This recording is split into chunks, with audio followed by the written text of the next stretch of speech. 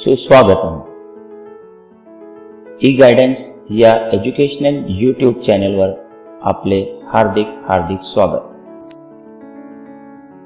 कृपया educational videos पाहण्यासाठी माझा हा चॅनल सबस्क्राइब करा। संतवाणी।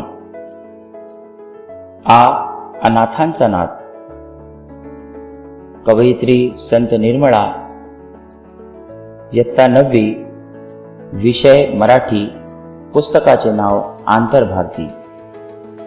प्रस्तुतकर्ता मुनव्वर मलिक, मुंबई उर्दू हायस्कूल, अंधेरी पश्चिम, मुंबई।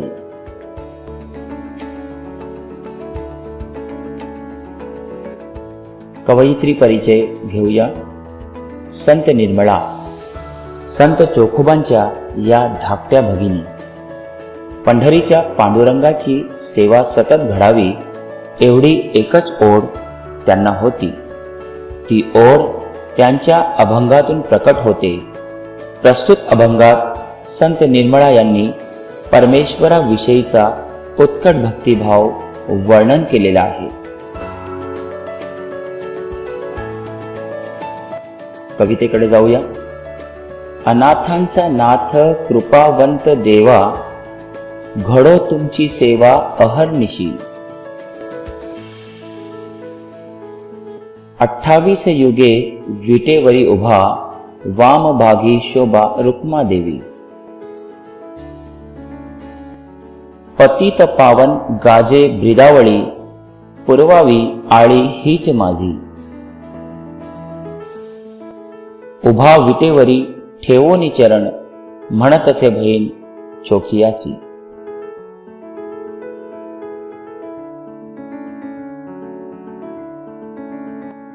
अर्थ जाणून घेऊया। अनाथांचा नाथ कृपावंत देवा, घडो तुमची सेवा अहर्निशी। संत निर्मळा या अभंगात म्हणतात की हे परमेश्वरा, तू अनाथांचा नाथ आहेस। तू सर्वांवर कृपा करणारा कृपावंत आहेस। मी आयुष्यभर तुझी सेवा करायला तयार आहे।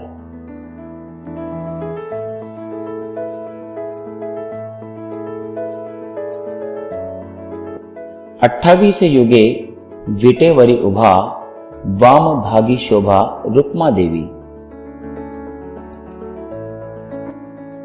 संत निर्मळा म्हणतात की हे विठ्ठला, तू 28 युगांपासून विटेवर उभा आहे। तुझ्या बाजूला उभी असलेली रुक्मिणी शोभून दिसते।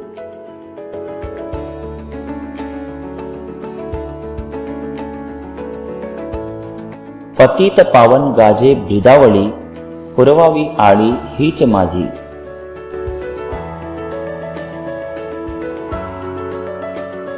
संत निर्मळा या कवितेत आपला भक्तिभाव व्यक्त करताना म्हणतात की तू पतित पावन पवित्र असा आहेस।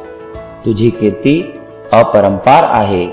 माझीही आळी अर्थात भक्ती तूच पुरवावी हीच इच्छा।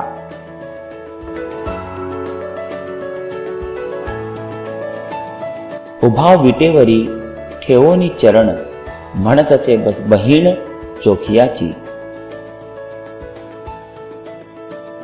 संत निर्मळा म्हणतात की हे विठ्ठला, तू विटेवर दोन्ही चरण ठेवून उभा आहेस, असे संत चोखामेळ्याची बहीण संत निर्मळा सांगते आहे।